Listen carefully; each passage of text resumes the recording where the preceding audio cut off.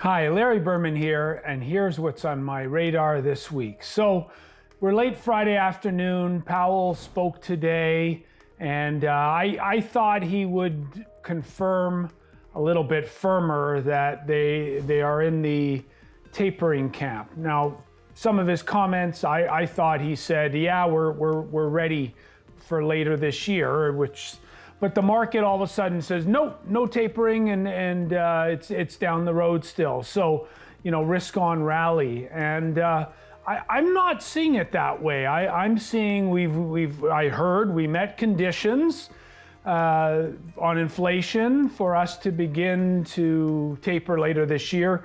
He was very, very clear and very, very dovish that tapering does not mean rate hiking. But we did hear from 6 Fed presidents, not all of them voting members this year, but very, very clear and forward guidance that they wanted to start sooner rather than later, and they wanted to go faster rather than slower. And that seems to be a pretty consistent theme. So good cop, bad cop kind of Fed, it looks like, and the Fed Open Mouth Committee continues to rage on. Nevertheless, a bit of a risk on rally. Listen, I expect it to fade. This is the license plate I used to have on my car. I've kept it for a long time. So fade it, don't buy into it, fade it. Now, you never like to fight the Fed, and that's not a good policy. But what the Fed is doing now is fueling a bubble. It is painfully obvious. Listen, earnings are great, but earnings at $220 for 2022, end of 2022, it might be in reach, and that's all right. But at a 20 multiple, which is high, that's 4,400, which we're already past. That's end of 2022. So what is the multiple? What is the correct multiple for an expensive market? Well, if interest rates are going to back up because the Fed is going to start to taper, a lot of people say that's going to cause interest rates to go even lower. Don't agree with that, but they're looking at a flattening of the yield curve in that case, and because the economy would be slowing. We've got a fiscal cliff coming. There's no doubt in 2022. We'll see what kind of budget resolution gets passed at the end of September. They will raise the debt ceiling. That will bring on a whole lot more bond supply over the next few months. And yields are going to go up. How much? What's that multiple worth? That's what the market's going to have to debate here. But it is not a time to be bullish equities.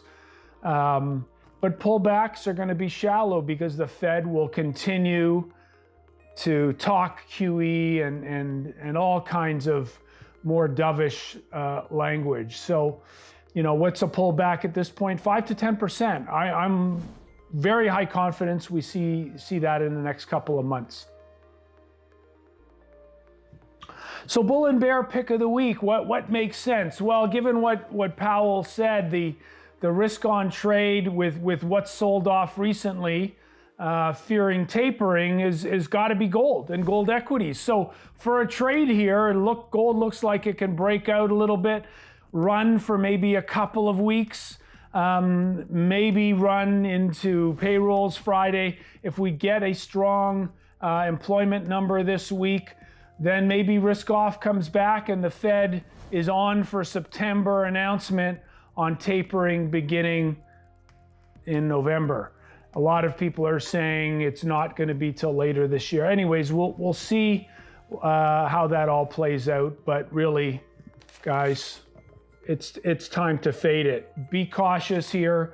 Don't get sucked into the pom-pom wavers on the street. It's not a time to strap on risk here. It's a time to be cautious. Value over growth. Stocks that have a lower multiple, all good with those right now. You want to de-emphasize the high growth, high multiple stocks for the next year or so. I have a high conviction on that one. Have a great week, everyone.